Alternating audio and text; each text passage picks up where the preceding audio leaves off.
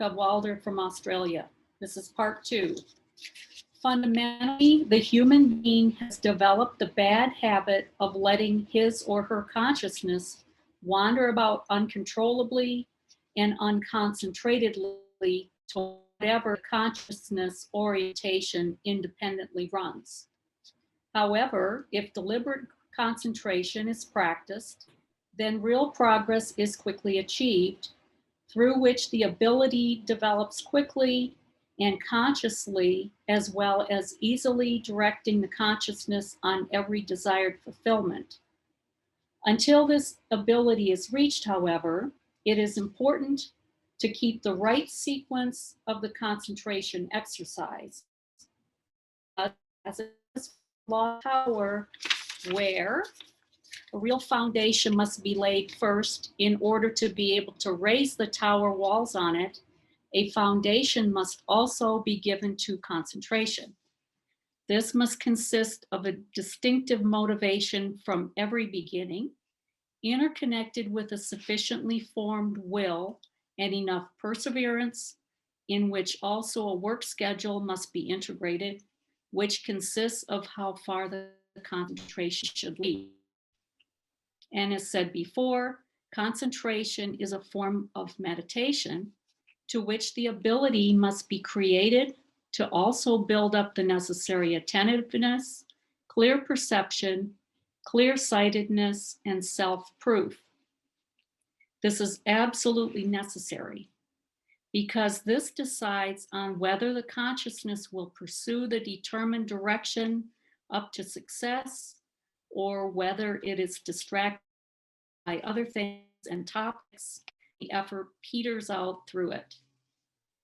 To practice concentration does not mean that a subject or a fulfillment must be pursued for hours in a controlled manner, because at least initially it is better to practice shorter exercises.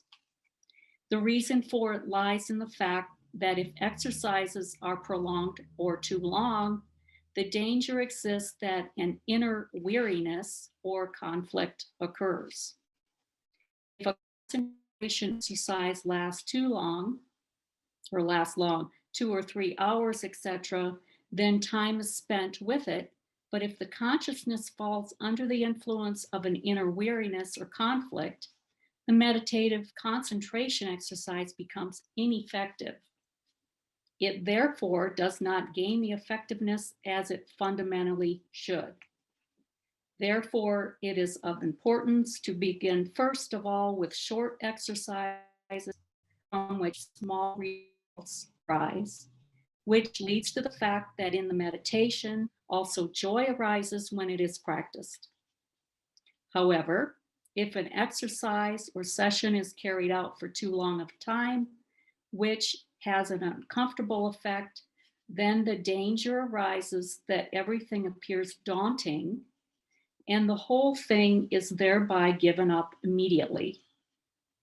Is this not the case immediately? Then most likely unpleasant thoughts of aversion or reluctance arise during the next concentration or meditation endeavors, which is an extremely bad prerequisite and in the end leads to failure and abandonment of the endeavors.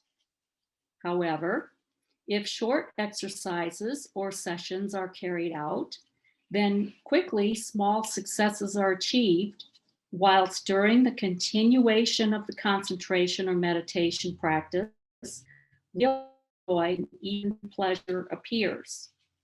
And this is not least because the success and feeling of the last exercise is still present and will not have been faded away.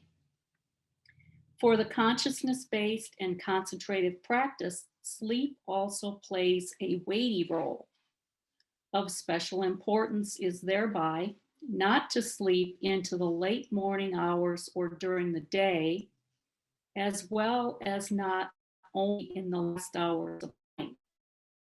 Should this be held in such a way, unless a special reason exists to keep other than normal bedtimes, which should be, as a rule, from the early evening up to the early morning. However, this does not apply to the so-called night owls, to whom the night serves as working time, who then retire to lie down and enjoy enough sleep in the early morning hours. For a certain time, beings come to rest and sleep, whereby the necessary bedtime varies from human being to human being. However, human beings of industrialized countries have a particular sickening and strange habit concerning this, because in the evening and at night they chase their pleasures and hence proceed very late into the night's rest in order to consequently get up either unrested or not until the morning or day hours.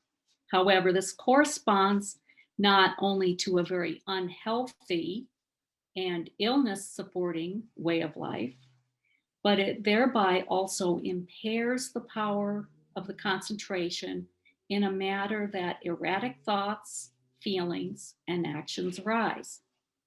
Nevertheless, as has been said since time immemorial, sleep is a changeable factor of consciousness, and thoughts, feelings, and actions form accordingly.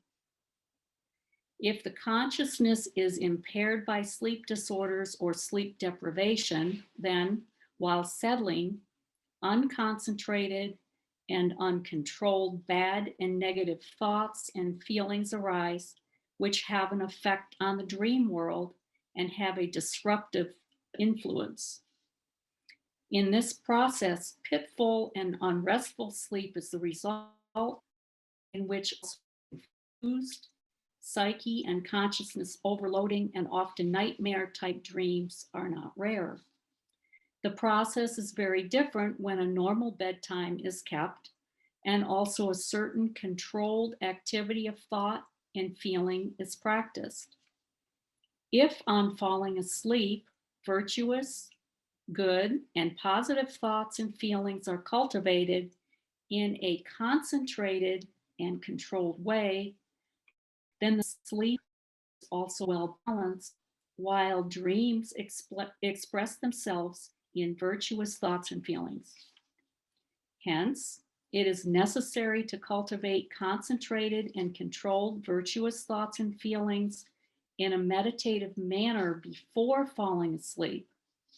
Such thoughts and feelings, for example, can be directed toward the development of feelings for one's fellow human beings, as well as for fauna and flora, etc. However, the opportunities in this regard are boundless. So what I had to figure out for myself